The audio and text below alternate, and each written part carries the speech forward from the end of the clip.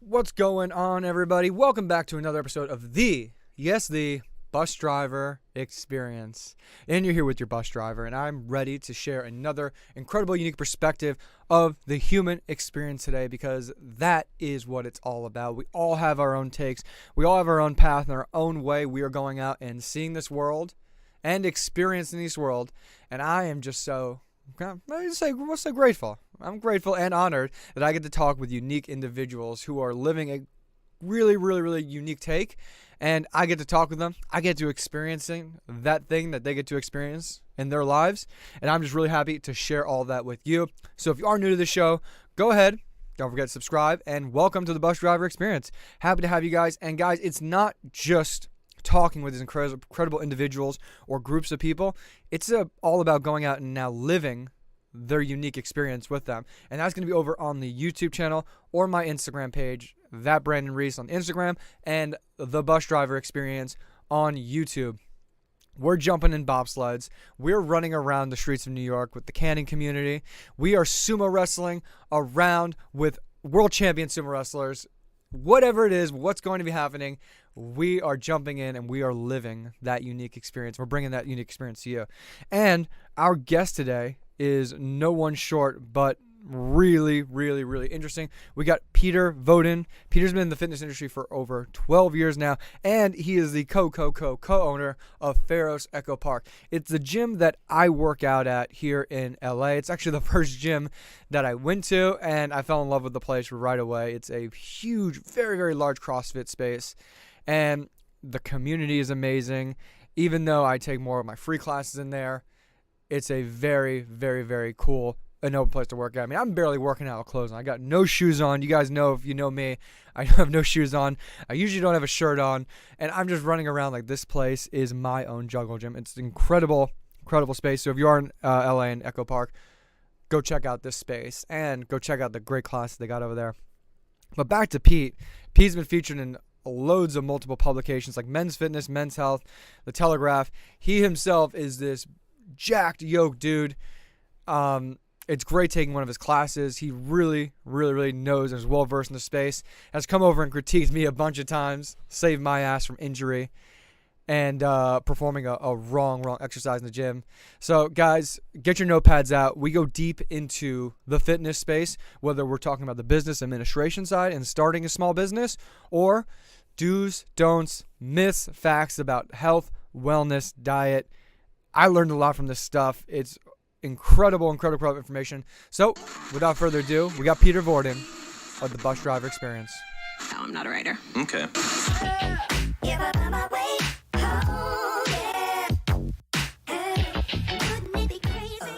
Now we'll start. Pete, welcome on the show, man. Thank you, my man. Yeah. Glad to be here. Thank you for having Glad me. we finally worked this out. Yeah. And I got you in here. This is a cool space. Yeah, I'm upset we don't have the video setup. Usually I got a 3-way camera setup coming in here. My team is out, though, right now. But well, I didn't have a facial or any kind of products done on my face, so it's pretty good the cameras aren't here because No, we got the light splashing on you.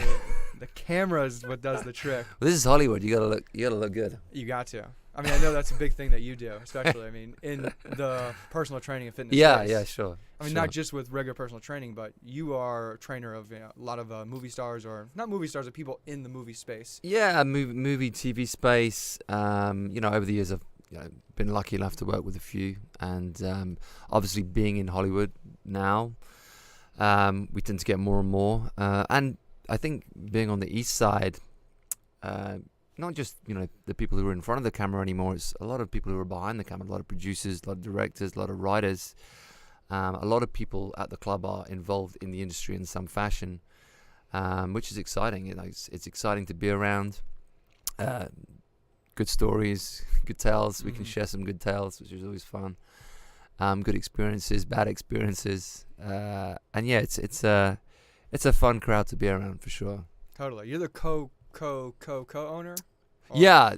So there's 4 of us involved in the owning of the company. I want to make sure I got all 4 people in there. Yeah, and there's myself, my wife Emily, my buddy Jeff Scarborough, and Kate Haker, and we all have our roles within the company. We've all been involved from the outset in its conception and in its running.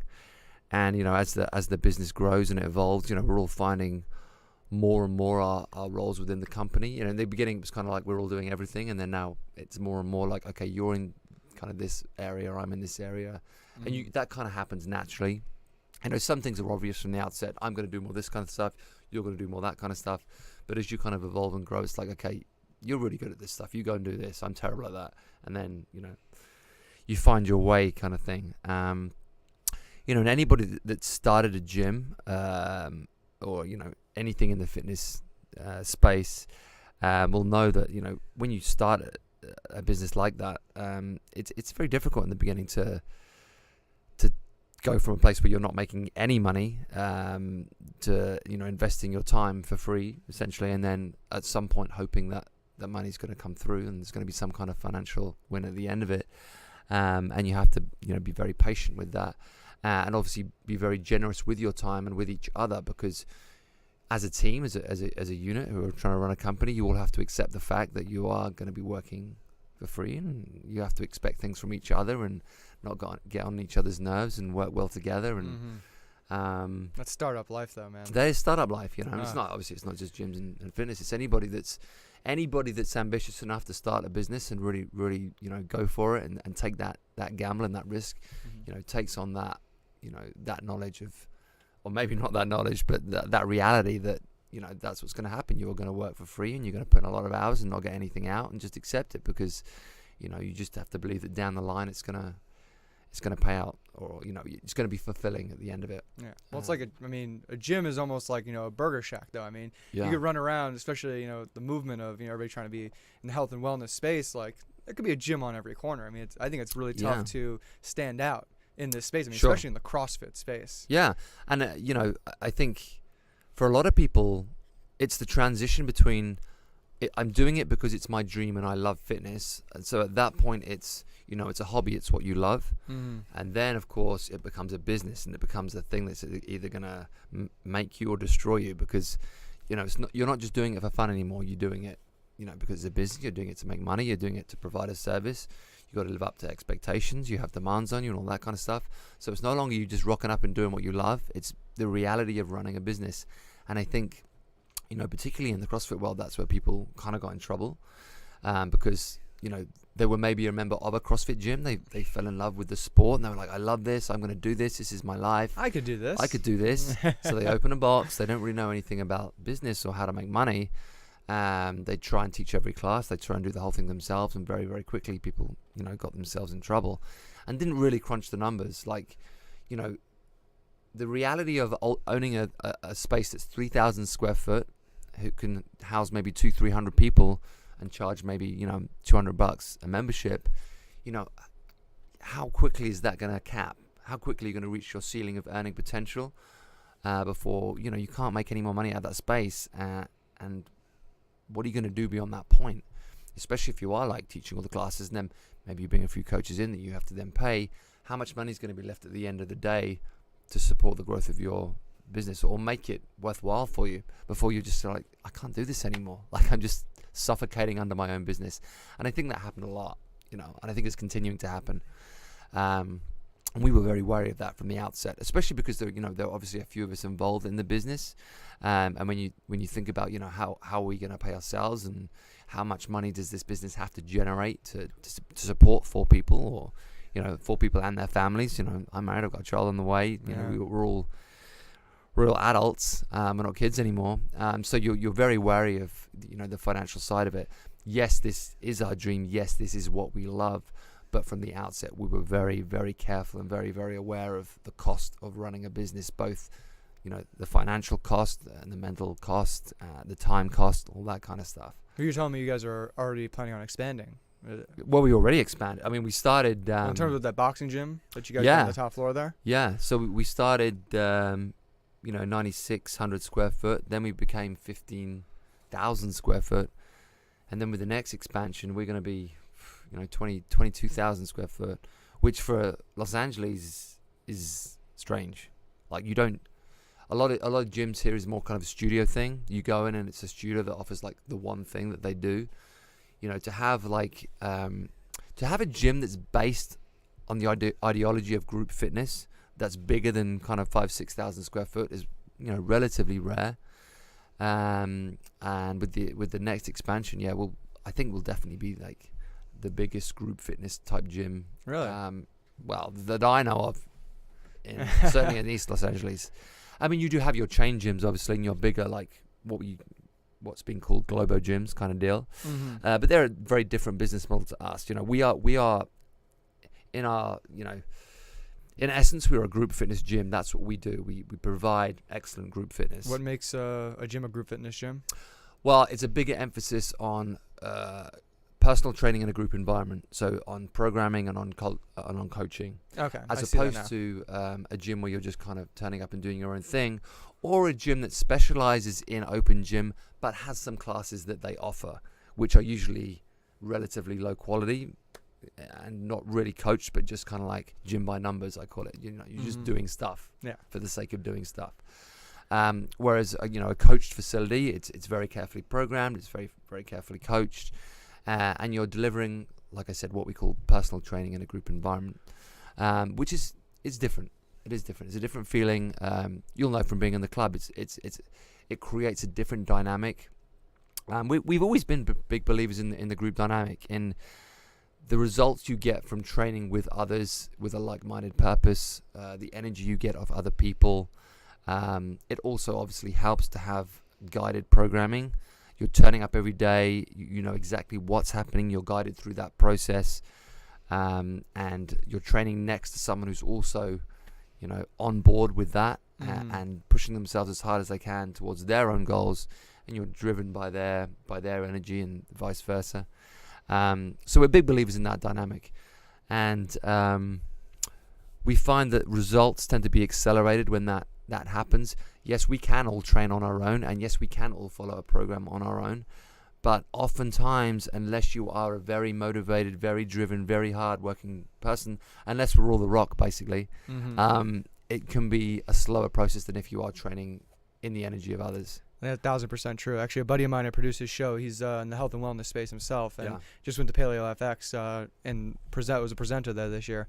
And he talks about just having, not just surrounding yourself with those people, but those people that you surround yourself with are keeping you to a certain level of accountability. And absolutely. Even like when you may not know that person in your class, they're showing up at 6 a.m. or they're showing up at 4 in the afternoon, because it's a stretch to go in there every day and commit to that. It is. I mean, we have this thing, I call it the 6 a.m. club now, just because it's, it's become a thing where I either coach or I do every 6 a.m. That's just, what I do. And there's a bunch of people who will show up to that same class every day. And, we all are there, accountable to each other, pushing each other, driving each other. It's social, it's energizing, it's fun. Good 80s tunes. Good 80s tunes, good country tunes on a Friday. And I enjoy seeing those people. I go to bed at night looking forward to seeing those people the next day. I hope they feel that way about me. Maybe they do, maybe they don't.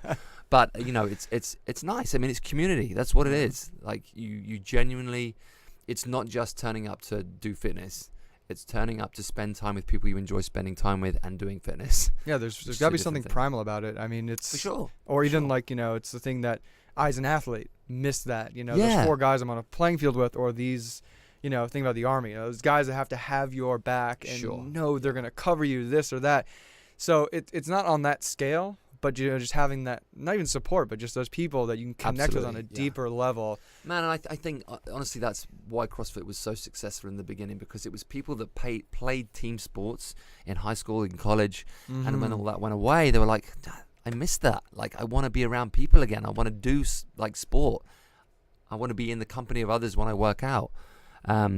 So that's why I think it took fire so quickly, because it really gave people that feeling again, and it engineered the perfect amount of stress, because I think it's the biggest issue in our in our lives today. We don't engineer certain levels of stress to make us give us that levels of personal growth that we need in our life.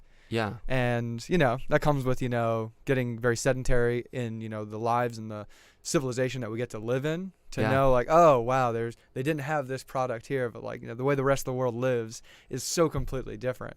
And this is just such an amazing thing to be grateful for, an opportunity. And then even absolutely. The chance to go train with all these people Yeah. We're just so lucky to have all Yeah, that. it's a real privilege. Mm-hmm. And yeah, we have such a good bunch at the gym, just a great quality of membership. And like I said, everybody has a story to tell. Everybody has, their things, their personalities, their energy that they bring to the table, and it's just fun times. 1,000%. Now, you were talking about before, I mean, once CrossFit started, and it started off with that team building and that very healthy environment happened. And then you talked about the gyms and an influx of gyms showing up and people shutting their businesses down. Where is the state of CrossFit at as of today? Man, I don't know. I don't know that I can really speak for CrossFit like that, but all I can see is people, somewhat diversifying their product or growing their product to something beyond just the one thing of something like CrossFit. I think a lot of people found that if they just offer the one thing, the market is too small for that, and you need to expand your programming beyond that to draw in more people. Completely. I'd go to places and they would only have one class or two classes in the evening and one in the morning, and I just want to go in there and do my own thing, and it's like, oh well, we're at level 7 doing these kind of exercises, and I'm like, yeah, exactly. So our whole thing from the outset was to offer multiplicity. It was to say, okay, everybody's on a different journey. We accept that. We're not going to impress upon you what we think is right for you. We're going to offer all these different things, and you can kind of choose your path, and we will help you down that path.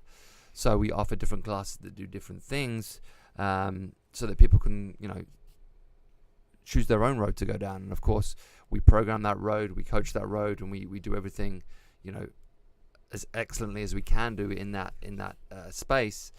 But we don't push people into anything that they're not ready for, or that we don't believe will be good for them, or that they don't want to do.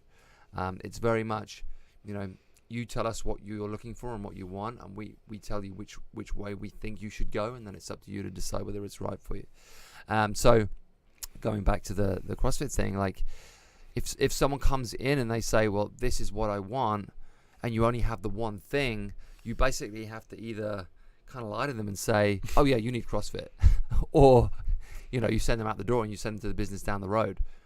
If you get someone coming in that says, I want to gain 30 pounds for a movie role, I need to be big and muscular, and you tell them what you need is circuit training, high intensity circuit training every day, that's not true. That's not what they need. So then it becomes,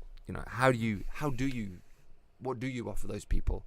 Either you do offer more within your own walls, or like I said, you send them elsewhere, or you're just dishonest and end up not being able to deliver on your promise, which is always, like, for me, delivering on a promise is so important, and being very clear from the outset what this program does.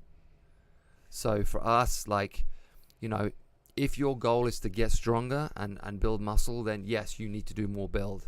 If your goal is to improve your cardiovascular health and do more and develop a greater level of GPP, general physical preparedness, then you need to do something like train.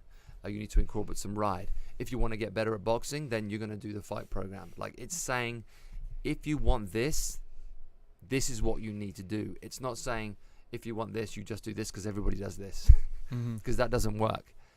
You can't just do the one thing and expect the same result, because it's not gonna happen that way. I want to go so deep into those different types of training styles, not just at the gym, but I also wanted to go back to, like, the CrossFit Games, and what that means to CrossFit, and what that's done to this scene in space. Because at the gym we don't really have that many people. You don't have really many people training for these competitions. Yeah, in sure. these spaces, but I mean, watching some of those CrossFit Games on TV, I mean, just not even seeing people get the accurate form, where it's more of a competition and less away from the technique. Yeah, I mean, I think the sport evolved from when you watch the early stuff. Obviously there was, like, bad technique and some stuff that you look back at now and you think, oh my god, people were doing this and it's horrible to watch. But at the time, it was we were all in a different place then. But when you watch it now, I mean, the problem is not incorrect form, and the athletes at the top level are incredible. These are incredible people doing incredible work. I think the problem was that the people at the top end got so far away from the general community in terms of what they could do, what they could lift, the way they could train. I mean, it became a professional career. So these guys are now, you know, spending all their time training CrossFit. They're giving up their jobs to do it professionally. And when you do that, you know, you get so far away from the average Joe who's going to a CrossFit gym that it at a certain point became unrelatable. Which I think, you know, Greg Larson's now trying to take it back to the grassroots and make it more about the community again and less about the athletes, which is why the whole, you know, CrossFit Games thing is changing. But yeah, I think, you know, in the beginning, it grew so quickly, and it became such a phenomenon so quickly that I don't think it was really able to check itself. It was just like, let's go with this, let's go with this, let's go with this, and then it just got to the point where it was, you know, the landscape changed so much, and these people were so good compared to these people that then it became a problem. It was a kind of a victim of its own success, I guess, in a way. No. But yeah, I mean, I definitely don't think, like, I don't think we can make the argument anymore at the top end that these guys have bad form, or we can't be critical like that, because they're incredible. I mean, some of the top CrossFit athletes are also the top Olympic lifting athletes, right? Really? They crossover? Oh yeah. Oh wow. Yeah. So, you know, it's, you know, they are incredible athletes, and you know, I look at some of these people and it's phenomenal what they can do. So it's really a question, not that they're doing anything wrong, it's just the fact that it's so far away from what the average CrossFitter can do. You know? Now, back into the where we left off with the kind of training. Yeah. And so tell me something this. Someone comes into you, because I'd see the most, not controversial, but just interesting topic and question, especially for an individual. Pete, I want to lose weight. Sure. What do I do? Because I think that's just so open-ended, because it has to be tailored to the individual. Open-ended. Well, and also there's so many ways to go about it, because there is no one way. Like, at a certain point, everything works, but nothing works forever. So a lot of it will depend on their training experience, what they've done in the past, their body type, their headspace, where's their head at, you know, what is going to be achievable and realistic for that person at that time. We have this thing about always meet people where they are. Like, you can't put a top level athletes program onto a person who's never been in a gym before. It's just not going to work.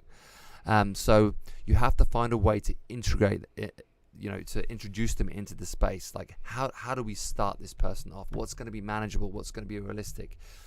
Yes, it will get them results, but also it's going to allow them to grow and to improve. It's not going to get them injured. It's not going to destroy them psychologically.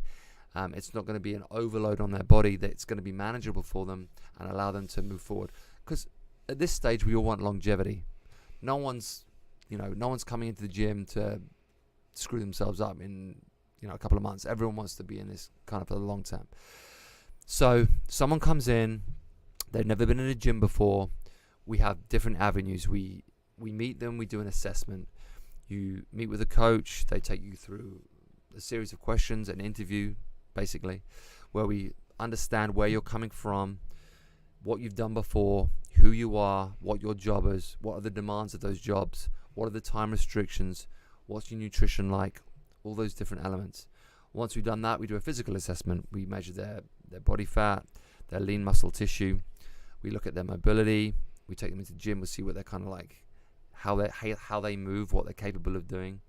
And then from there, we start to piece together, okay, we understand really where this person is right now. We understand where they want to go. And then we start creating the path, what we call the game plan. What's your game plan from this point on? And if it's someone who's new to this, we have what we call a launch program.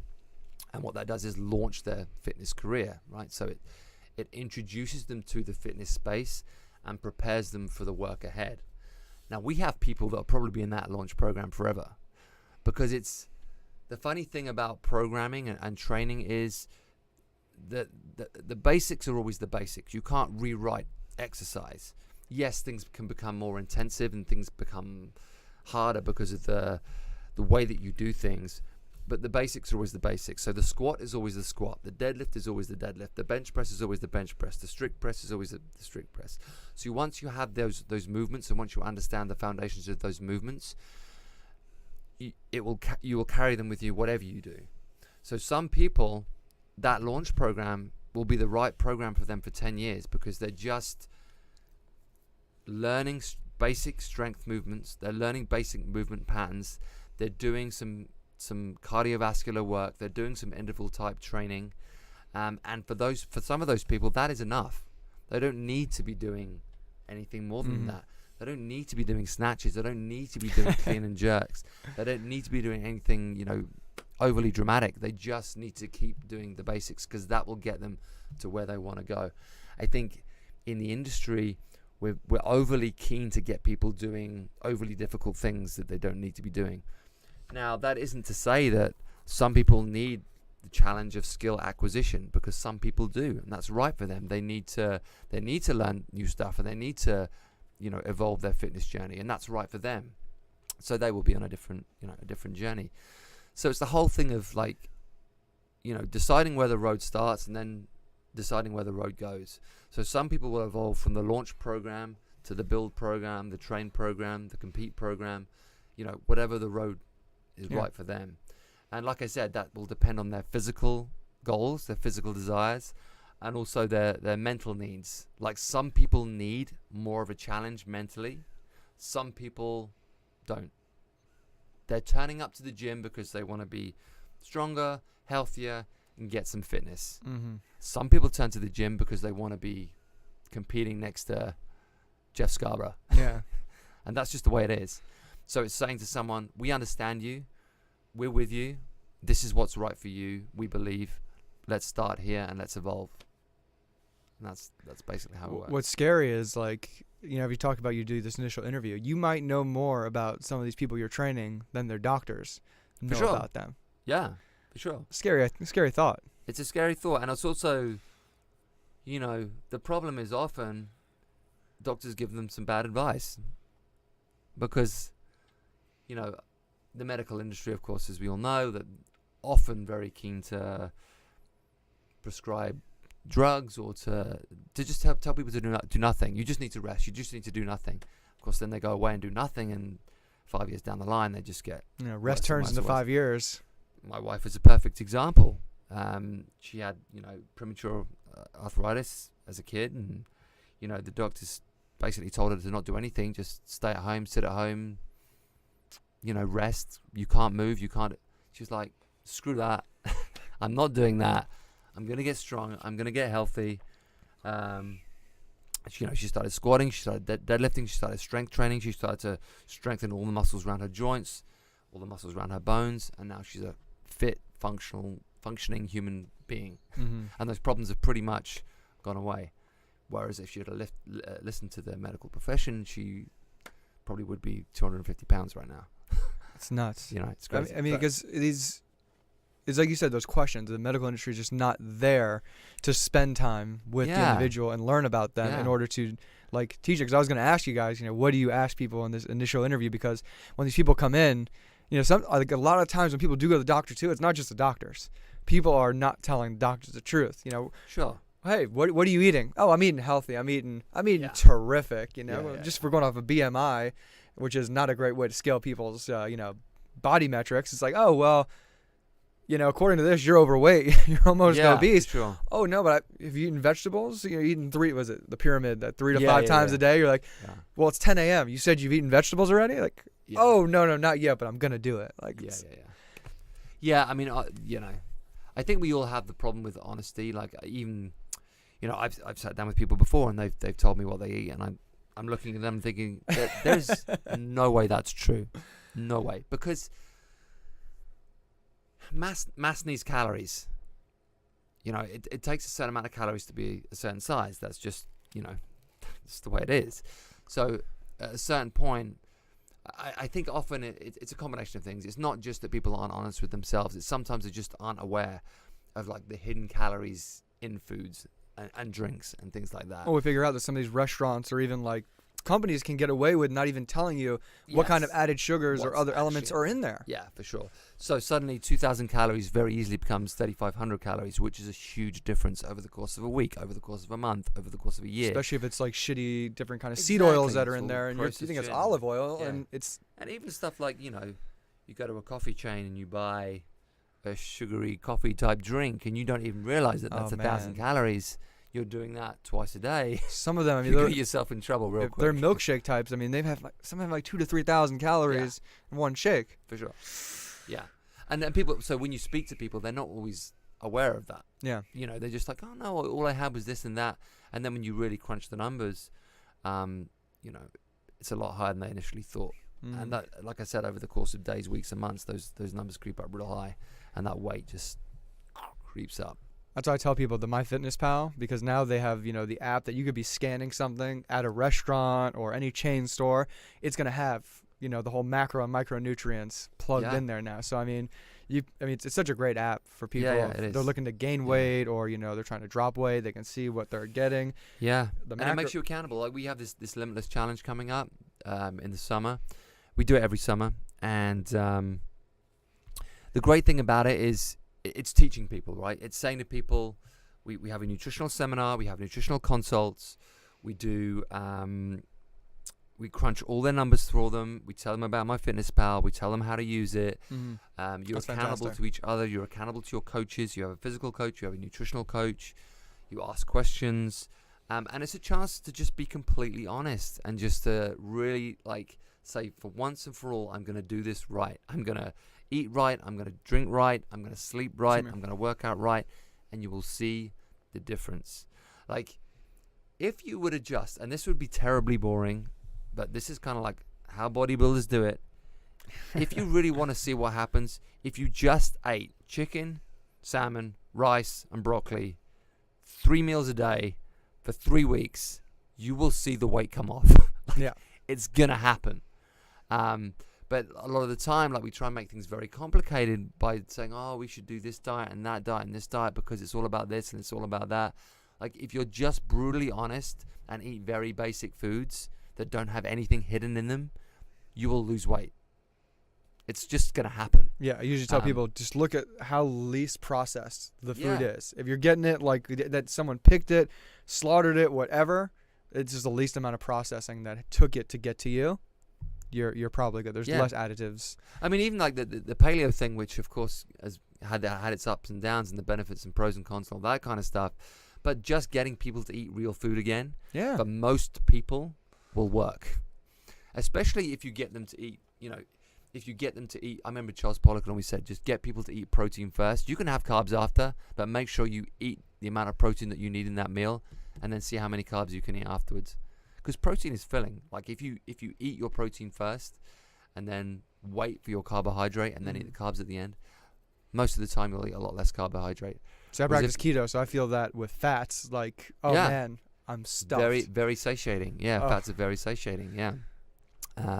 Whereas, carbs can be very moreish, especially if they're high glycemic carbs. You just want to eat and eat and eat and eat and eat. Which, for people that are trying to gain weight, which I have a lot of, sometimes that can be a good thing. But for the most part, the majority of people that we meet are trying to lose fat. And most of those people, if they just start eating real foods, cut out any sugary drinks, cut out any processed foods, drastically reduce their carbohydrate intake, they're going to lose fat.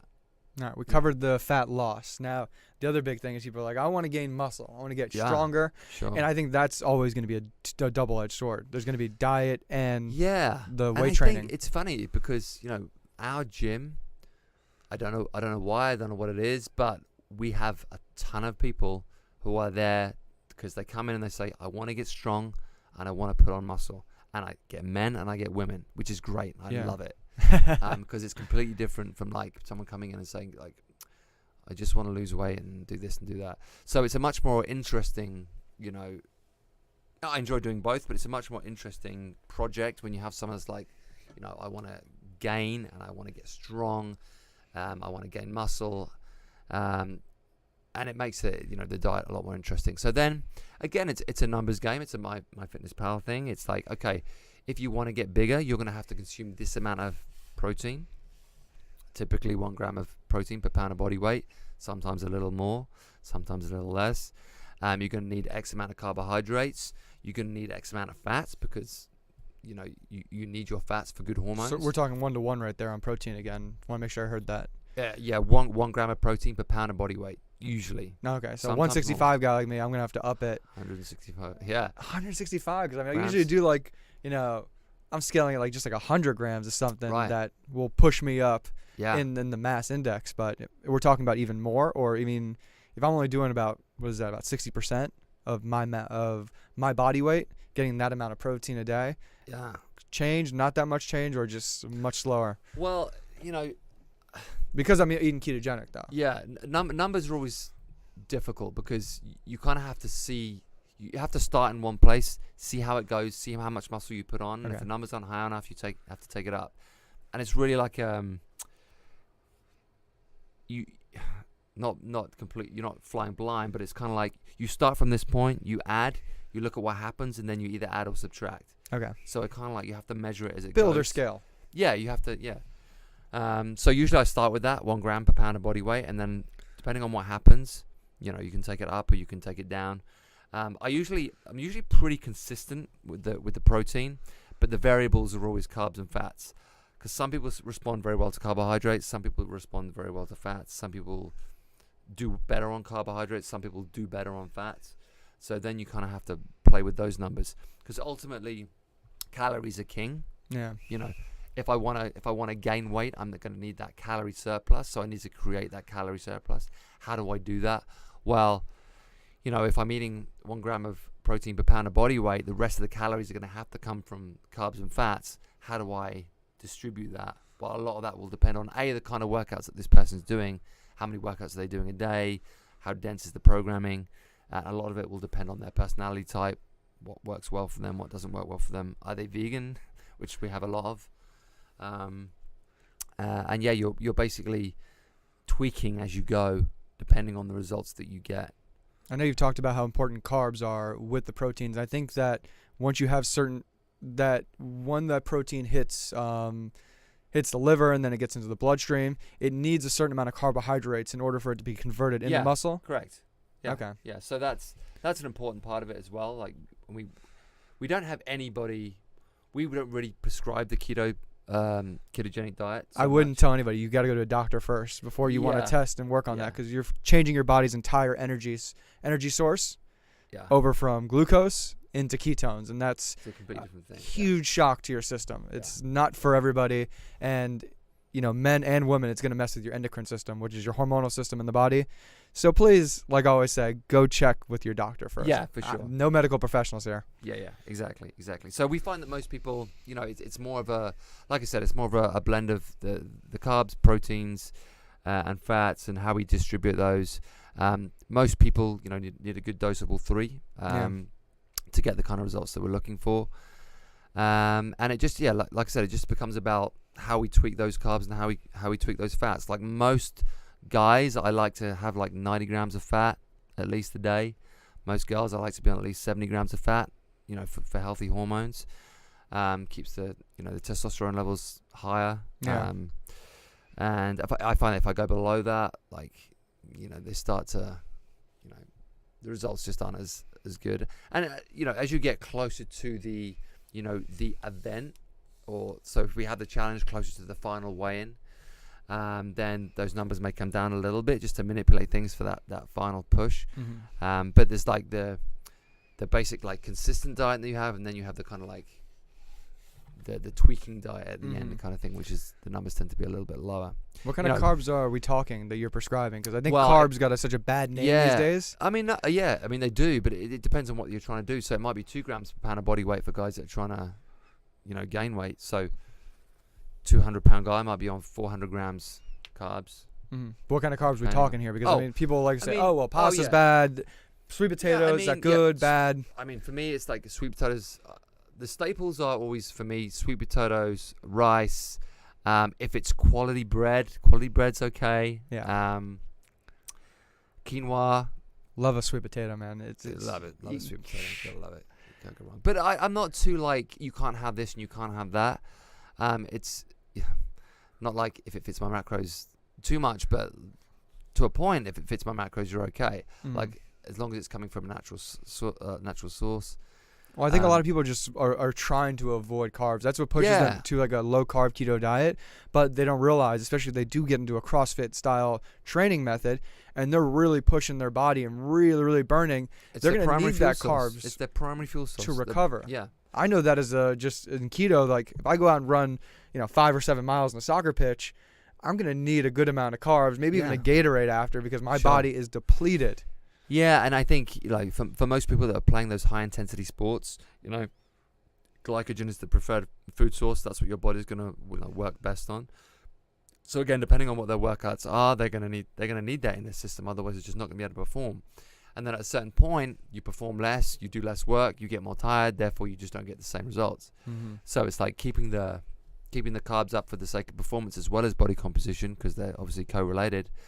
And then keeping your eye on the fats relative to the carbohydrates, because if the carbohydrates go up, then the fats come down. It's that kind of sliding scale. Mm-hmm. You're just like a tuning machine. Like turning them up, turning them down. Yeah, and obviously we get a lot of guys and a lot of girls who do like performance. They do want to be able to, they do want to be able to perform. So they do need the glycogen. So we don't have anybody like long term that's on really like a super low carbohydrate thing we speak to. For the most part, we're looking at longevity. We want people to live long, healthy lives, and so for the most part they have a healthy dose of carbohydrates, a healthy dose of fats, and a healthy dose of protein. We do have a couple of like competing figure people who will when they get closer to competition will go very low carb, because that's what a competition like that demands a very lean appearance, and that will be achieved through that glycogen. Is that way more dangerous than beneficial when people are in competition, for physique? Yeah. And I think any professional bodybuilder will tell you that. Like when you get to that very, very low percentage of body fat, it's not good for you. You're doing it because you're an athlete and it's what's needed for your sport, but by no means is it healthy at all. I mean, I think you could even argue like any sport where that you are required to be very lean by the time the competition happens. You're not doing that for health. You're doing that because that's what the sport requires, which is different from what we're doing in the gym. We're in the gym to get people healthy. People who are professional athletes are doing that because they want to be professional athletes and they're doing what is required to be good at that sport. It's not because they're trying to be healthier. And that's the difference between sport and between gym. Yeah. I mean, it's a testament to human beings that we can, have the scientific knowledge and capability and map that out to say, hey, this is a competition we do. Let's shred ourselves down to no body fat. I mean, for a normal woman, like to be sub like 12% body fat, you're going to have problems with your cycle. Hormonally, it's not good for you. Mm-hmm. But some women who are professional athletes, it's worth it for them to take those risks because it's a calculated risk. They understand that it's not good for them, but they're doing it for the purpose of the sport. Now, people in the gym on a daily basis, like who are trying to be healthy, why go to those extremes? It's not good for you. Like, what are you doing it for?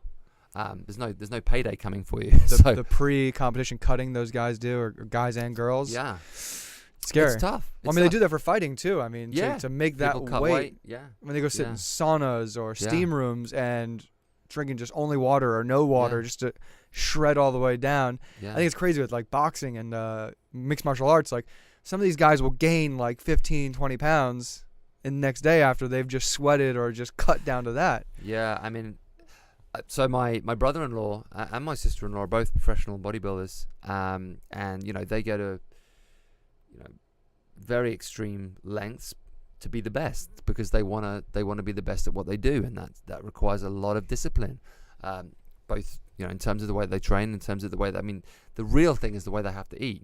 It's a very, very controlled, very, very boring way of eating when you get ready for a bodybuilding competition. You're doing what you have to do to excel in the sport, and that's the way it is. If you want to be great at what you do, that's what you do. Now, neither will tell you it's particularly good for you, and especially like post competition, you have to be very careful about how you will come out the other end, kind of reverse dieting your way out of it, because if you go all in straight after the competition, because you've kind of destroyed your metabolism a little bit, you know, you have what's called metabolic damage. Like if you go in too deep straight after, you're just going to balloon, and then you can end up, you know, fatter Really? after competition than I when didn't you know first that. started. Oh yeah, it's Wow. it's a thing. Yeah, there's a guy called Lane Norton who talks a lot about this. You know, problems with. All right. Moms. Mums. Yeah. Moms. Problems with you know, overeating post competition. When you're, you know, your body's basically still in competition state, and now you've kind of like gone the other way and completely indulged, and you know, people just balloon up. So yeah, people get themselves in trouble, and it can be hard to recover from. So you have to be very careful, you know, how you get out of that situation. What kind of diet are they doing to get back to readjust their metabolic state? Because a lot of people also say that you can't change your metabolism, and your metabolism is what it already is. And well, you're manipulating your metabolism. So, you know, when you're approaching competition, you are going very low carbohydrate, and you are going lower in fat, and you're basically malnourishing yourself to become very, very lean, and dehydrating yourself to become very, very lean. So you need to, you know, reintroduce. And by the way, I'm no expert at this because I'm not a bodybuilding expert. But you need to reintroduce foods gradually after, and creep the calories back up gradually, because you can't go from, and actually this is true of anybody that comes into the gym. You can't go from a position of consuming 1,000 calories a day to suddenly consuming 4,000 calories a day without storing a lot of fat. Similarly, you can't go from eating 4,000 calories a day to suddenly eating 1,000 calories a day without getting yourself in a lot of trouble. Yeah. Like, it has to be scaled. You have to decrease and increase food and calories gradually to sustain healthy weight loss and healthy weight gain. You know, this is why a lot of people that have done those TV shows where you lose a lot of weight in a very short amount of time, because you go from one extreme to the other very quickly. It's unsustainable long term. But you get more drama when these people are just struggling with blood sugar withdrawals. Yeah, exactly. They're lacking on minerals and resources that their body's so used to. Exactly. And then, you know, as soon as the TV show ends, they end up putting on more weight than they did when they first started, because they're, you know, they weren't eating for longevity. They were eating to win a show, and that's a different thing. It really is torture for the individual. Yeah.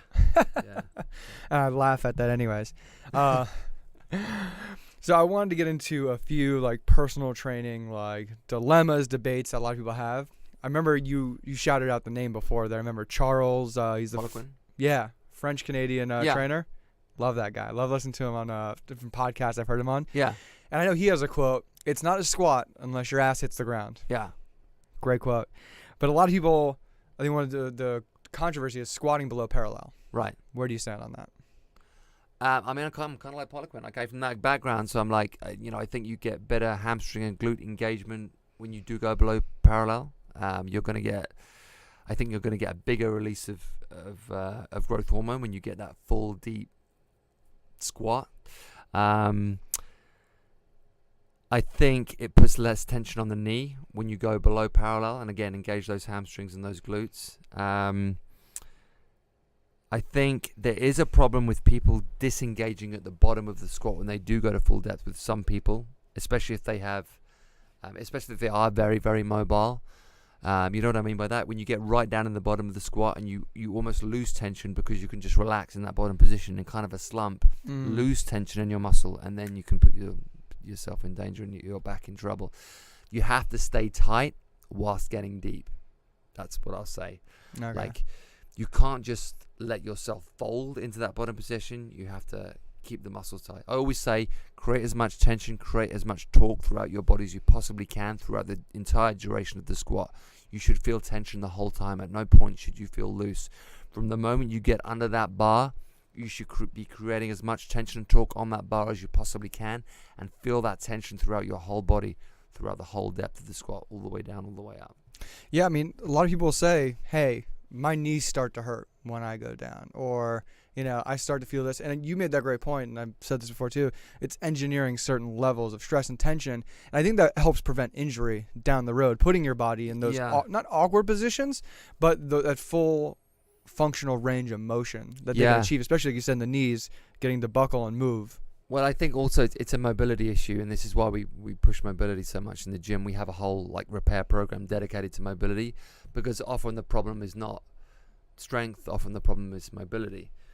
Now, I think the below parallel thing starts often because people are just putting too much weight on the bar to begin with, which only allows them to go to parallel because they're just not strong enough to go deeper. It's like, take some weight off the bar. Like, I remember Dan John was always like, why are you doing a back squat when you can't even do a goblet squat?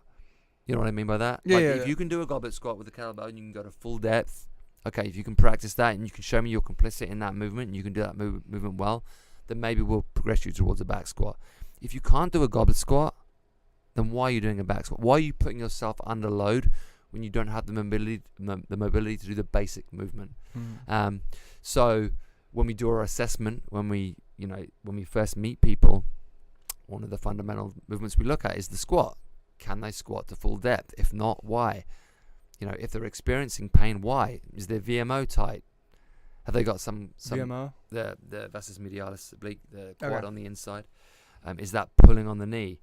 Do they have some pre-existing condition that we need to know about? I think it's usually hips. ACL tear. Do they have tight hips? The hip flexors. You can they just have tell tight people flexors? walking sometimes down the street, and you can see Yeah, not for even sure. getting that full range on their steps, and just like, Yeah.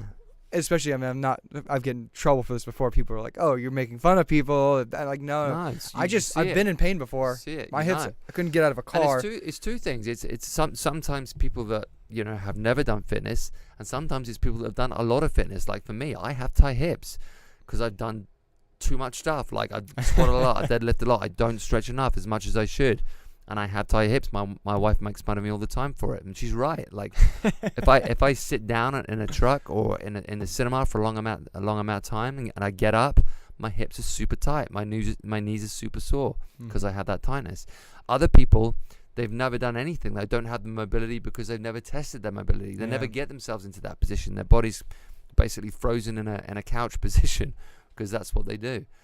So it can go both ways. But yeah, I think a lot of the time it's people are not squatting to full depth because either they don't have the mobility to do it in the first place, or because they're just simply putting too much weight on the bar for the sake of ego or whatever it is, and they're just incapable of doing it because there's too much on the bar. But should they be squatting full depth? Yes. Do you need to go ass to grass? Maybe not. But should you be below parallel so that you're engaging your glutes and your hamstrings in that movement? Then yes. Yeah, like what I you would said. argue yes. Goblet first, and then take that goblet into the back squat. Yeah. So start eating your food at home in a goblet, and then you'll know Exactly. if you're good enough to get that back squat in. Exactly. Yeah. Yeah. Don't jump in at the deep end, and that's true of everything.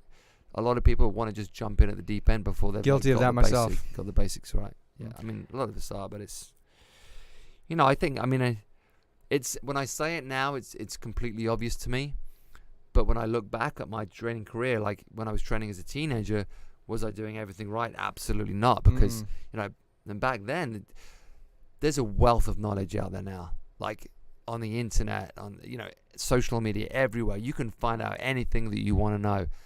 Back then, it wasn't like that. We didn't have the internet. You didn't have, access to all this information. Like, unless you were reading in a book, or unless you had a very good coach, which I did not, you didn't have access to that kind of material. So, you're reading how to do a squat in a book. Okay, but it was a lot harder to visualize things correctly back then than it is now. I mean, I didn't do a squat till I was probably 21, 22 years old. Well, I certainly didn't do a correct squat until I've been playing sports my whole life since I was 4 years old, but it was a great point you said. I know a lot of young guys who I've trained or look up to me in the basketball space. They'll say, hey, I want to get bigger, I want to get stronger, and start all this stuff out. And you throw them with some mobility stuff, the limited mobility stuff that I know or can coach them on. But you see some of the stuff they want to go do and try and do. They want to lift as much weight as they're 16-year-old boys. Funny. Yeah. The testosterone and headspace is just crazy in that time. But I know, a lot of people who work with professional NFL athletes, professional soccer players, you get them to try and do a proper squat. Doesn't happen. They can't do it. Just because they've never worked that kind of mobility. They've never done correct work like that. And a lot of it, of course, is it's ego, and it's being in the weight room and just trying to push as much weight as possible without, getting the full range of motion. a lot of the movements that you do in that sport do not require that kind of depth. Like when you play soccer, you don't need to do a full squat, right? Mm-hmm. So you never do it. Then when you get them in the, when you test them and they can't do it, it's like you're one of the best athletes in the world, and yet you cannot do a deep squat. Shocking, but it's true. And it happens a lot. Yeah, actually just had the head of the U.S. Sumo Federation here on the show, and we were talking about, how these guys can be, some of them 200 to 600 pounds, but also their flexibility and mobility is insane. These guys can be in, that goblet squat when they're starting off this match. Oh, yeah. And the exercise they do, he did it in studio right here. We had all the lights set up, lifted his leg while in that kind of pistol squat position, up at this angle, up above his head. I'm just like, whoa. Yeah. I mean, this is the guy who runs. He's like a 160-pound guy. I'm about to go do a sumo class this weekend with them. Yeah. But yeah, even like at that weight, the leanness that these guys can maintain at 300, 400 pounds, it's incredible. At 11% body fat only, and have that range of motion. It's pretty nuts. You know what I watched recently? It was the Dave Bautista and Triple H fight, the wrestling fight. Oh god. Oh yeah, I know Triple H. Paul. What's his name? And it's like Paul. His real name is Paul something because I great businessman. He's been on a few podcasts as his own persona, not Triple H. But like to be that big, and to throw yourself around like that, and have the mobility and the athleticism, it's fucking impressive. And a lot of those guys obviously end up with a lot of injuries and stuff. But it's amazing to me when you see, because and I think those guys at that point in their careers, they're a similar age to me, and knowing how I feel and to think about throwing myself around like that now is like, oh my god! And those guys are a lot bigger than me. It's the athleticism and the mobility it needs to be, that kind of athlete it's impressive. I don't know, people can't see when have the cameras running, but I mean, how much are you right now? You're pretty big guy. I'm at 200 pounds. 200? Yeah. Okay. Yeah. So, add another 80 pounds, and you've got like what those guys are, and then really Triple H is about like 280, 260, 280, something like that. Wow. And then The Rock is nuts, for example. I mean, yeah. But I mean, there's a level of steroids like a guy like that is using to maintain that level. Yeah, of course. Consistently. Yeah. I mean, but even, steroids get a bad rep, but I mean, cycling them properly. Yeah, and Jesus, we're in Hollywood, and you're going to see it even more and more now. This TRT thing, this testosterone replacement therapy for men. Like at a certain point, a small dose of testosterone and growth hormone is going to be like standard within the next 20 years. Can't wait to go to Walgreens. Standard. Like once you get over the age of 50, like having low testosterone and low growth hormone is not a healthy place to be when it comes to disease and when it comes to like your muscle tissue deteriorating or that kind of thing. So, yes, for years we've had this thing, steroids are bad for you, blah, blah, blah, blah. It's all about dosage. It's all about like, yes, too much of anything is bad for you. And the problem is in bodybuilding and in wrestling and these sports that require it, that the dose just got so high, they're taking so much stuff that it leads to problems. A low dosage of, testosterone and growth hormone in a male and in females, like female, hormonal replacement therapy has been around for years and been completely accepted. For men to start a low dosage of that at a certain age, I think it's going to become a very standard thing certainly within our lifetime. That's one of the things I wanted to talk to you about. Yeah, like, I think low T is everywhere. Everywhere. You have these clinics in LA now that they specialize in this. Guys are going. You have your testosterone tested. I've never done it, and I'm 41 now, and I really should have it done because, I probably am getting lower. I hate to say it, but it's probably true. And I want to have energy. I want to be, I want to be successful. I want to do everything that I want to do with my life and my career and all that kind of stuff. And I want to stay strong and I want to maintain a good physique. And at a certain point, something like that might be necessary. So it's more, it's just being educated about it. People are just ignorant because they don't educate themselves about these things. They're like, steroids are good or steroids are bad because somebody told me they were, or I read somewhere, or I looked at this thing online and it told me, or somebody died because they did steroids, and it's all this stuff. So I mean, much like the evolution of marijuana or CBD or whatever you want to call it. CBD is the greatest sales pitch ever. Hey, we're gonna take all the high and the psychoactive out of it, and it's good for you. Yeah. And we're gonna charge even more than weed. That's genius. Yes. Whoever's in the CBD business is crushing right now. Crushing. But now it's a very accepted thing. Whereas like 10 years ago, absolutely not. It was hiding under the table, hiding into the closet, almost Yeah. about like you were just smoking marijuana or even taking the CBD stuff. Exactly. Whereas like I said, in 10 years' time, I think TRT, testosterone, growth hormone, all that sort of stuff is going to become very, very normal. Mm-hmm. Very normal.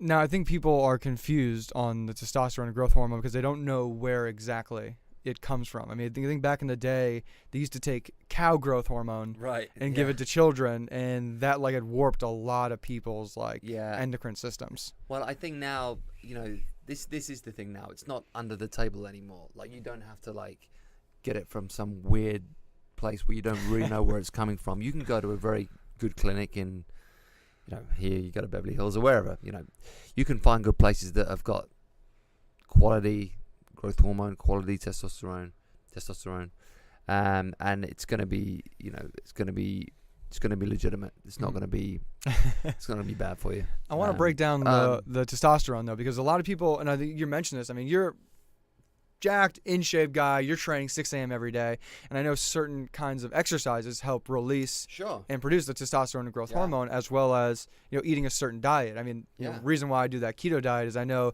that cholesterol is one of the building blocks of testosterone in the body. Yeah, for sure.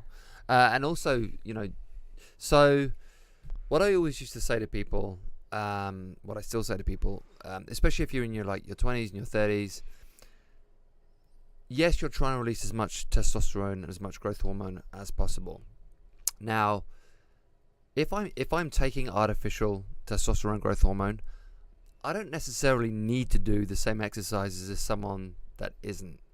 So what I believe happened was guys that are supplementing with testosterone and growth hormone in the bodybuilding community, or just in general, they can get the results from doing leg extensions, leg curls, partial training, lots of machine stuff, all that stuff, because they don't need to rely upon heavy squats, heavy deadlifts, heavy pressing, all that heavy stuff to release that testosterone and growth hormone. If you're a natural athlete, you're looking how to stimulate those hormones and that testosterone naturally, then you have to do that work. You have to squat heavy, you have to lift heavy, because that's when you get your big release. You have to be really attentive to sleep, because that's when you're going to release the most growth hormone. So you have to be very, you have to be inclusive of that kind of work. You have to have that in your program.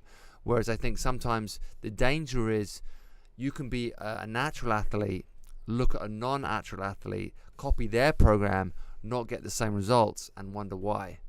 Because people don't think hormonally. They just think in terms of like sets, reps, calories, all that kind of stuff. But hormones play a huge role in this whole thing. In this whole health thing. We talked a little bit about stress, whether you're trying to gain mass or lose fat. Stress can be the defining factor. I've had people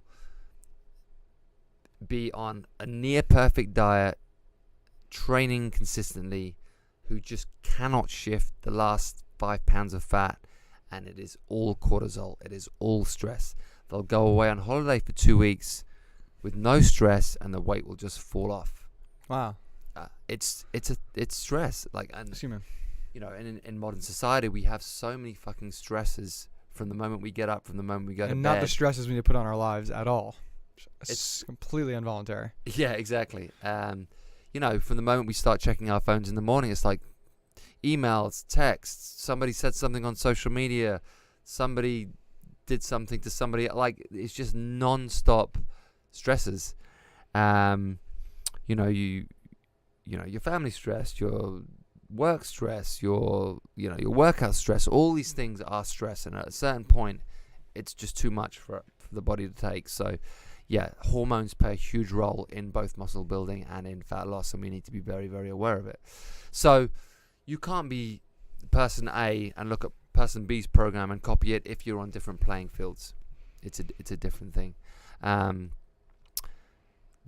think this is part of the reason why people do get very frustrated and very upset and very depressed, is because they're doing the same thing as this person. And this can happen naturally, by the way. Like, this person naturally can have a lot higher testosterone than this person. That happens in nature. And we compare ourselves to other people and say, well, I'm doing what he's doing. Why do I not get the same results? And usually it's a hormonal thing. Like, we're all built differently. We're all designed differently. And the argument, athletes and bodybuilders that take stuff is always, look, I'm just bringing myself naturally up to this person's level because they naturally have higher testosterone. So I need to be on the same playing field. That's the Olympic argument, right? Yeah. You're like, I don't have excess amounts of testosterone in my body. I just have the same amount as this person. Now, yeah, I took this amount to get myself up to this person's level, but the playing field is now even. Performance enhancement's such a sneaky and interesting topic. I mean, a lot of people don't know. For example, with Viagra. Viagra is there to enhance blood flow, not just to your penis, but throughout your body. Yeah. But it's an illegal substance because it would just enhance the amount of blood going back to your heart, getting cleaned out, sent right back in. It's a minefield. I know you said we're talking about these heavy press exercises, and that's going to help you release testosterone. How? Any heavy. How and why does that happen? You just stimulate the release of growth hormone when you lift heavy. That's just a hormonal response to heavy lifting. Okay. No, because I really didn't even know. I was having a question for everybody else. I was really And I'm trying to think who I first kind of learned that from. I think it was Poliquin, or may have been Poliquin. But yeah, I've always pushed it because I've always been a firm believer in that. And those big movements have always been the bread and butter of my training, and it's the bread and butter of the build program that I program at Pharos. We do a ton of accessory stuff, like a lot of accessory stuff, but everything is based on the fundamental movements because that's where you get the biggest bang for your buck if you are a natural athlete. Yeah. Like I said, maybe if you're not a natural athlete, you don't need to be doing that stuff as much. I think the best guys do.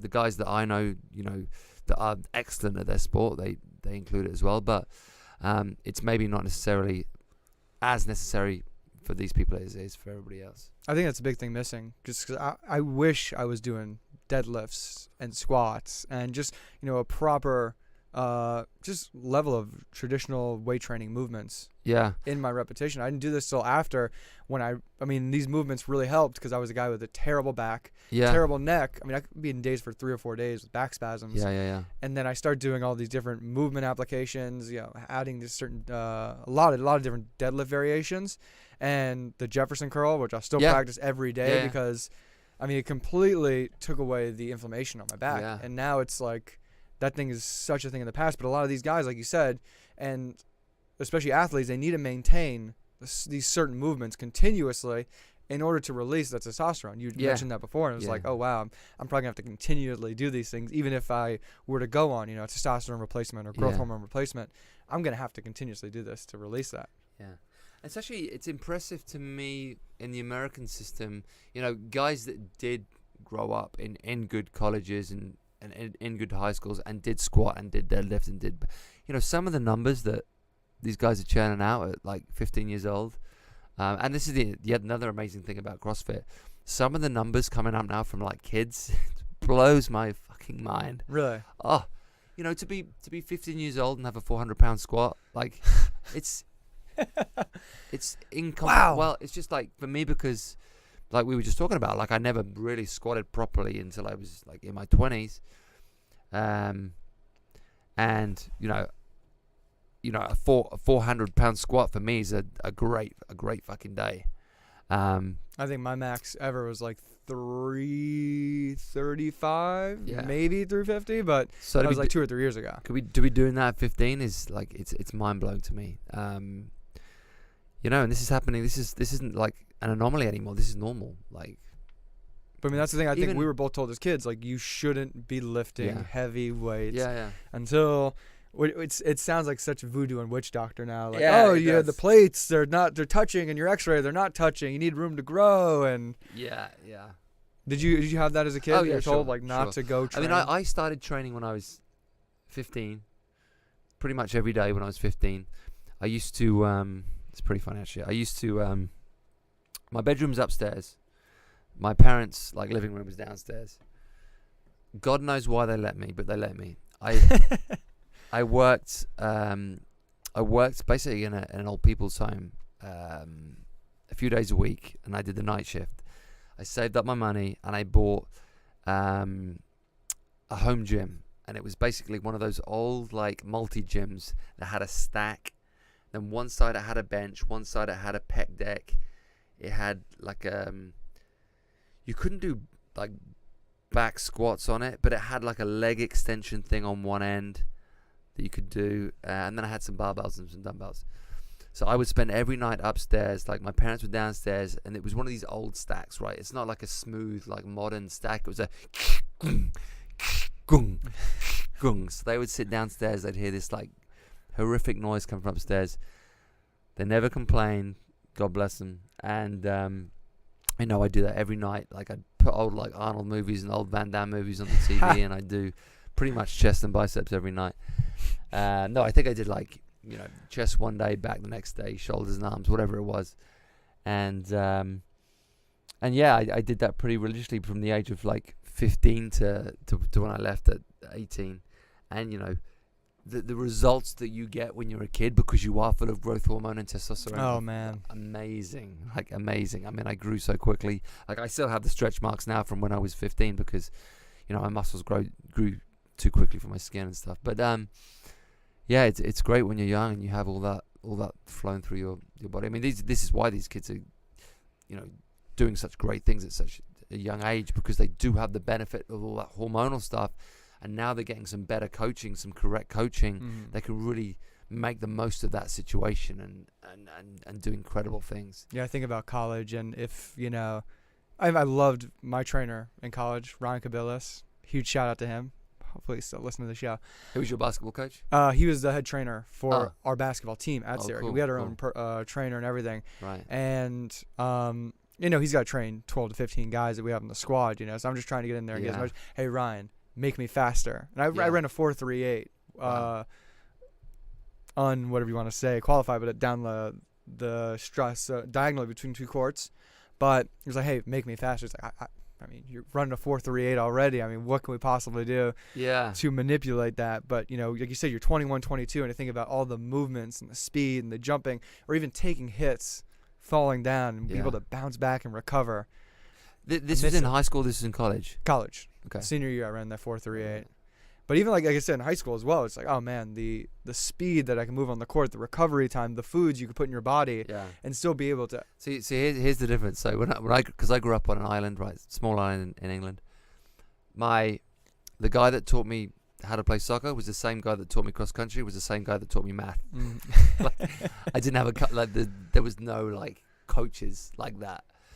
So like, I was always a decent sportsman, and by that I mean, I was decent at soccer, I was decent at basketball, I weightlifted, I was pretty much good at every sport that I did, but I never had any kind of like coaching.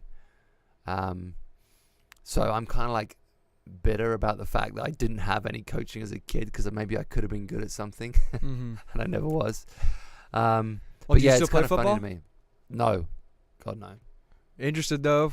Oh yeah, I mean I love soccer, and I still support Liverpool Football Club. I like watching. I mean, I played some games in my 30s, and dear God, I was sore. Oh yeah, it's just like the constant like. I mean, I do fitness, whatever that is, fitnessing every day, but the changing of direction in soccer and the stress it puts on your back and your knees and all that kind of stuff. I was god awful sore, but yeah, it's a great sport. I'm trying to find some, man. I play some 11s back in Florida. Yeah, once a week, like hour and a half full pitch. Yeah, that's your cardio for a month right there. But I'd get it once a week. It was fantastic, man. Yeah, it's funny. Sport's funny like that. I remember So we do this. We also do this boxing program at Pharos, and I just started this new series called Contend, and it's like basically a beginner sparring course. And a couple of the guys started sparring again. They're like, oh my God, like you forget like the demands of sport are so specific and so different to like regular training. Like you train every day in the gym and you lift and you do sprints, you do work on the bike, you do all this stuff. And then suddenly you play a sport and you're like, oh my God, I was so sore afterwards. And even in the moment, you don't feel it because you're just doing the thing. But then the demands on the body, you know, the next day, you know about it. It's like it did different things to your body, things that you can't train for in that way because you don't have to move that way in the gym. As soon as you add in all that kind of lateral movement and rotation and, you know, the unpredictability of sport. When you're in the gym, when you're doing like, you know, movements, you're preparing yourself from the movement, then you're executing the movement. When you're doing sport, you're just reacting to stuff. And it's reacting to stuff that puts that unpredictable tension on the body. Yeah, we've been back in the courts this weekend, just shooting every day, and it was like a minute of just, you know, moving around 2 chairs, going in for a layup, and it's just a minute of movement, but at the end, dead. Yeah, sure. Dead. Yeah, it's funny. No, it's interesting you mentioned about putting the different stresses like on, you know, the joints, the back, the knees, especially in those change of pace, quick change of movements that, you know, most of, you know, we're talking basketball, football, soccer, they really demand on you. Yeah. And you feel it in the sides of the legs. Well, especially stuff like, you know, as I said, lateral movement and rotation. Like we try now to incorporate as much lateral movement and rotation in programs as we can, because typically in the gym you just don't do that stuff. Like very rarely do you move like laterally at pace with rotation, ever. And I think that was one of the big things about CrossFit. Like you're great at moving like either, you know, being efficient with a barbell or moving in straight lines forward and straight lines backwards, but add some rotation and add some lateral stuff, and you know those guys struggled. So you know, it's very funny. It's very funny what happened to the phrase functional fitness, because what started as something, oh, this is going to make you more functional, actually became not functional because you don't need to do those things in real life. And the stuff that you do need to do in real life isn't really covered in functional fitness. You know what I mean by that? No, you got to explain a little more. Well, so you have a thing that's like, okay, let's be more functional with fitness. Let's be more functional with sport. Let's start, you know, throwing barbells over our heads and doing snatches and doing clean and jerks because they're more functional. They're more transferable to real life. Mm-hmm. And then it's like, well, okay, yeah, maybe compared to doing a leg extension or a leg curl, these things are more functional. But then it got so advanced, it's like, okay, now I'm good doing, you know, muscle ups and snatches and all these like advanced technical movements. And yet when I come to try and like run through a field laterally and do all this rotation type stuff, which is functional, like I can't do it. Or, you know, you get so far away from basic fundamental human movements because you're trying to make everything so technical that then it's not functional anymore. It's something complete. It's in a completely different space. So I think it's been an interesting journey that we've been through in that. And also like what I've noticed in the industry, you know, the industry always works in cycles, right? We all go through trends and cycles and that. We're in the keto cycle right now. In the keto cycle, whatever's next. But, you know, it kind of went from when I was growing up, it being like bodybuilding, and then it being like CrossFit, and now it being this kind of like hybrid thing of everything. And I see more and more like CrossFitters doing bodybuilding, and more bodybuilders doing little bits of like CrossFit type work, and like this whole like interest. It's a really interesting time because you are getting that like mix now, especially, you know, we have it so much in Pharos. Like people want to like add different things to their program. People see the benefits. CrossFitters see the benefits of doing some bodybuilding work. Bodybuilders see the benefit of doing some CrossFit type work, and then it becomes this whole kind of like cocktail of stuff, which I like actually. I love that kind of like blend because it's what I enjoy. But it's interesting how things come in and out. Like if I'd have opened this gym 5 years ago, I would have never considered putting in like a leg press, a shoulder press machine, a pec deck, that kind of stuff, because it became very uncool, right? It was like, no, that shit's not functional. We're not going to have it in this gym because this is like a functional gym. But now I'm like, that stuff has worth. It has benefit. Like if you have weak points or if you need to develop specific things, that stuff has value. And you can't be a yes, you can't be like, I'm in this corner or I'm in that corner anymore, because it doesn't make any sense. Like everything has a purpose to a point. Like, is having a cable crossover useful? Yes, it fucking is. Is having an assisted pull-up machine useful? Well, yes, it is. Is having a lat pull-down useful? Yes, it is. Like, a pull-up isn't functional if you're doing a fucking terrible pull-up and using things you're not meant to use. At a certain point, a lat pull-down is more useful than a wide grip pull-up. If you're using 50 bands to do a pull-up, is at some point doing a properly executed lat pull-down more beneficial to the human body? Well, yeah, it is. Especially if you're putting the tension in the wrong place on a pull-up. So there's this whole thing of like, you know, what's functional and what's not. It's not really about, you know, that. It's about what's right for this person in developing functionality. How do I get this person more functional? If this person has never been in the gym before and needs to develop certain weak points, or has had accidents or injuries which have left them incapable of doing this, then at a certain point, them doing a leg press has more value than them doing a squat. Right? Completely. I think Like I think the world, the space that we're in now is that, you know, we talked about this, that it's scary that you guys as trainers get more time with people than some doctors do. And with that, you guys get to tailor entire programs around who people are, why they're going out, why they're coming to the gym, what their goals are, what they're looking to achieve, and you can make all that stuff possible. And by having all those different equipments or different pieces, that you can make somebody stronger, because I think the number one thing too people have is they plateau and they stop because they stop losing weight or they stop gaining weight. And but we got to look back, we got to look deeper and tear back some of these veils and say, okay, what's actually going on here? Because it's not easy. But I mean, again, it's almost like trainers, people who own gyms, are leading the charge. Yeah. Because like you said, we're in that interesting place right now where I think you said functional movement by these bodybuilding guys are all trying to get better range of motion, mobility training, and movement training is such a big thing. People doing their cars now when they're standing there waiting. I'm doing all that stuff, and you know that's what I needed. And I just step away from getting such intense, heavy strength training. But I mean, it's a beautiful thing that you guys get to do. And, you know, it's changing that movement, you know? There's also something really interesting about how consistency of programming and progressive overload is something that's becoming valued again. I mean, I've been saying it for ages, like, you need enough consistency in the programming for progressive overload to take place, but enough variability to prevent plateau.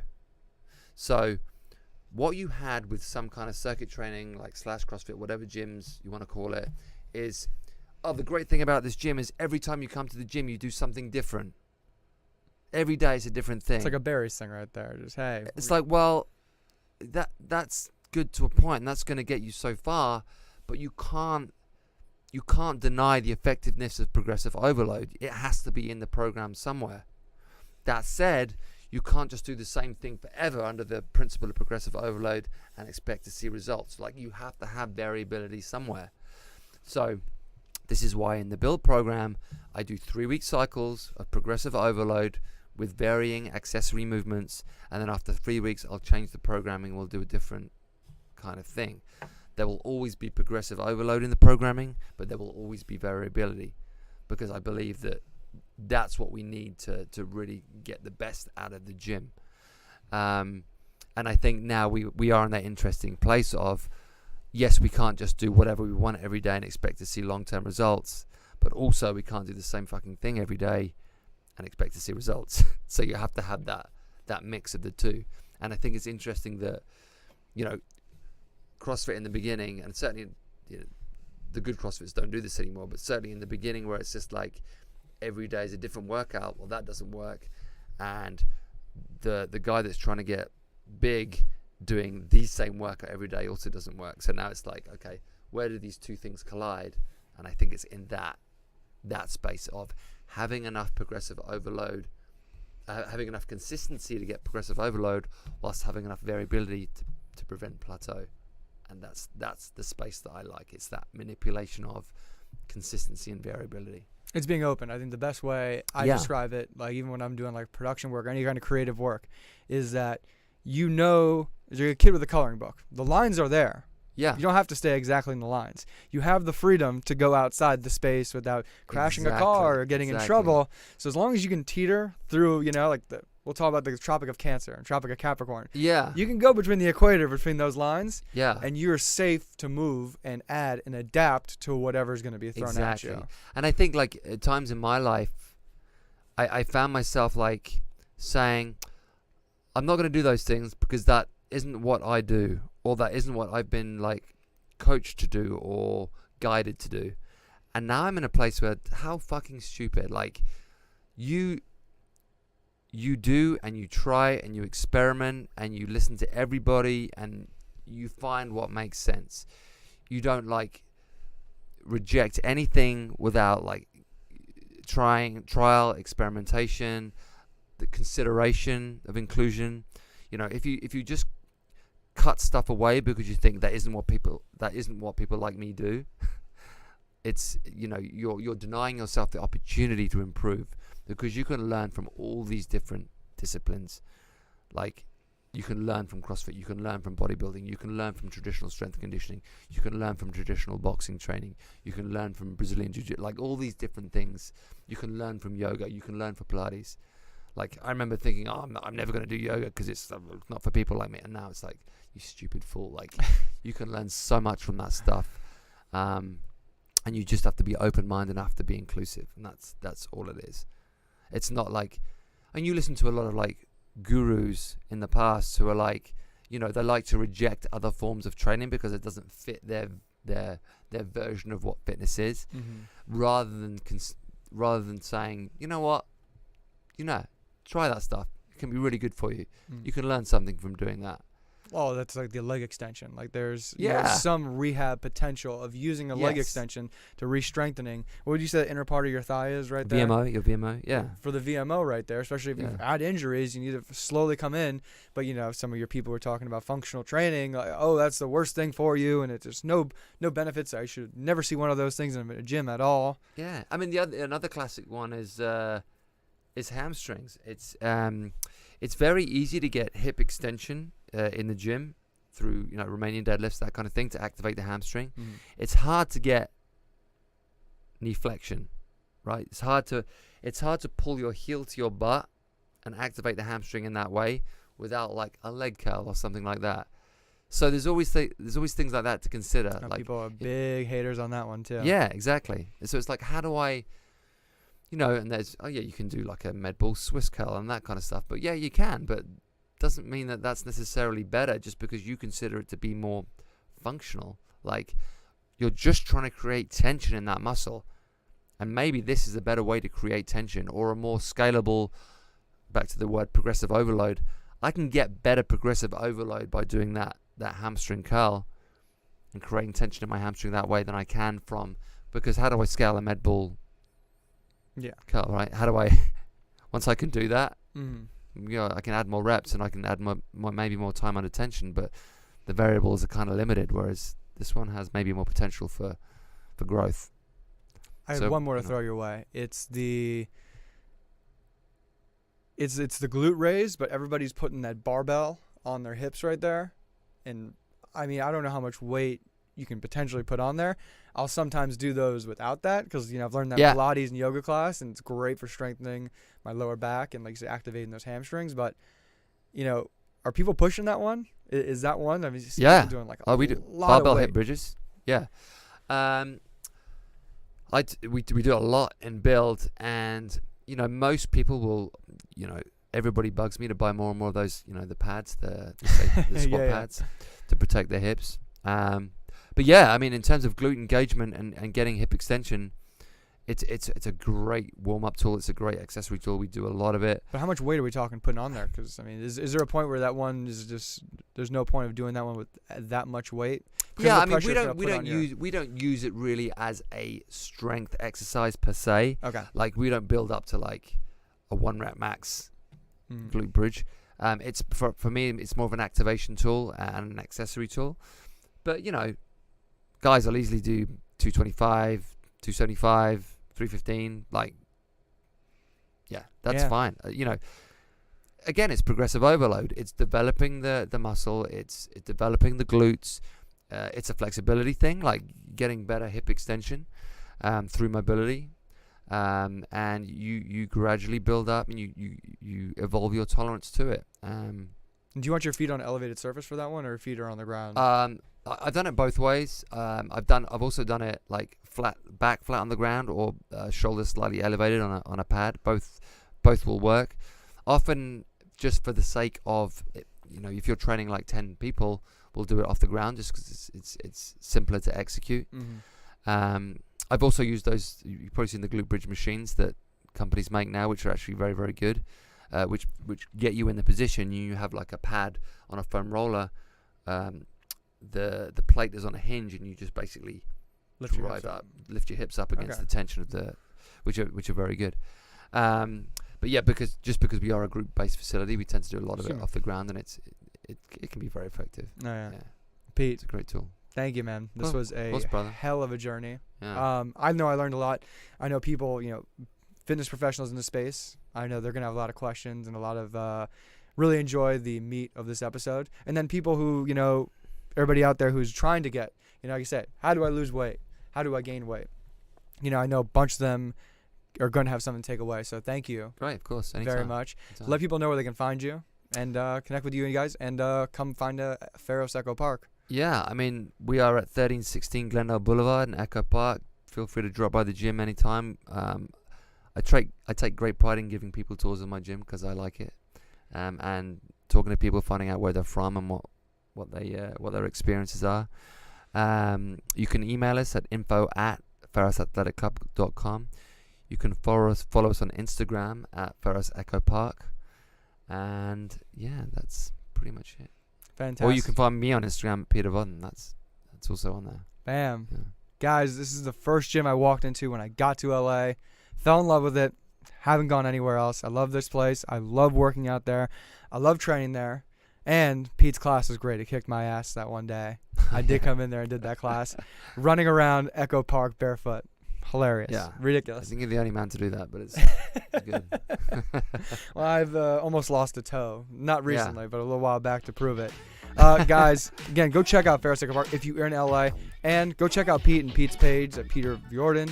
And guys, if you aren't already subscribed over the Bus Driver Experience. Another fresh intake on a unique perspective of the human experience. That's what this channel is all about. That's what we're going out and discovering. Go check out the videos over on the YouTube page. We're jumping in bobsled. We're running around with the canners and the homeless in New York City. We're finding out how people not reevaluate. I keep trying to create this word in my mind, but how we evaluate our purpose and our meaning in this whole life that we're trying to live. So, everybody, I was signing out. That's it. Oh yeah, no sign out there. Peace. Oh, but you still amaze me.